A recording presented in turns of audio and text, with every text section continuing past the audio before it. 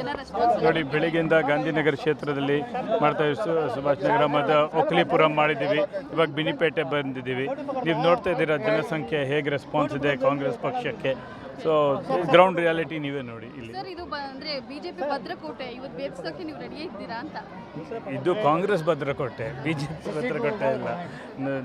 Results ನೋಡಿ. ಕಳೆದ 15 ವರ್ಷದಿಂದ ಪಿಸಿ ಮೋಹನ್ ಚುಕ್ಕಾಣಿ ನೋಡಿದ್ದಾರೆ. ಅವ್ರು ನೋಡಿ, ಅಸೆಂಬ್ಲಿ ಎಲೆಕ್ಷನ್ಸು ನೋಡಿ ನೀವು.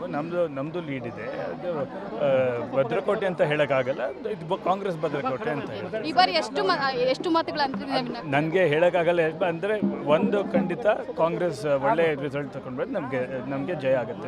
ಓಕೆ ಸರ್, ಈ ಸತಿ ಅಂದರೆ C M D C M ನಿಮಗೆ ಸಾಥ್ ಕೊಟ್ಟಿದ್ದಾರೆ, ಬಂದು ಪ್ರಚಾರ ಕಾರ್ಯಕ್ಕೆ ಜೊತೆ ಸಾಥ್ ಕೊಟ್ಟಿದ್ದಾರೆ, ಅದ್ರ ಬಗ್ಗೆ ಹೇಳೋದಾದ್ರೆ? C M D C M ಬಂದಿದ್ದರು, ದಿನೇಶ್ ಗುಂಡೂರಾವ್ ಸಾಹೇಬ್ ಇದ್ರು.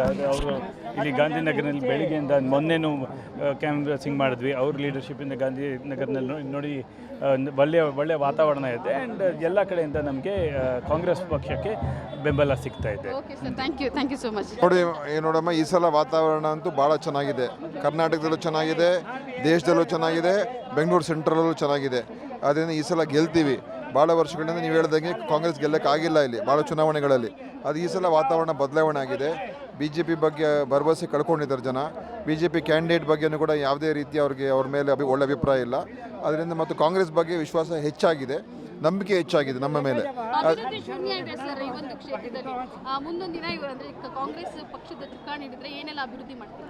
ನೋಡಿ, ಅಭಿವೃದ್ಧಿ ಶೂನ್ಯ ಅಂತ ಹೇಳ್ತಾರೆ. ಅಭಿವೃದ್ಧಿ ಎಲ್ಲ ಆಗಿದೆ ಈ ಕ್ಷೇತ್ರ, ಅದು ನಾವು ಮಾಡಿದ್ದೀವಿ. BJP ಅವ್ರ ಕೊಡುಗೆ ಶೂನ್ಯ. BJP ಅವ್ರು ಏನು ಮಾಡಿದ್ದಾರೆ ಅಂತ ಹೇಳ್ಬಿಡ್ಲಿ, ಈ ಕ್ಷೇತ್ರದಲ್ಲಿ ಏನೂ ಮಾಡಿಲ್ಲ. ಕರ್ನಾಟಕದಲ್ಲಿ ಎಷ್ಟು ಕ್ಷೇತ್ರಗಳು ವಿನ್ ಆಗ್ತವೆ? ಕರ್ನಾಟಕದಲ್ಲಿ ನಮ್ಮ ಪ್ರಕಾರ 18 ಕ್ಷೇತ್ರ ಕನಿಷ್ಠ ನಾವು ಗೆದ್ದೇ ಗೆಲ್ತೀವಿ. 20 ಮೇಲೆ ಹೋದ್ರೂ ಕೂಡ ಆಶ್ಚರ್ಯ ಇಲ್ಲ.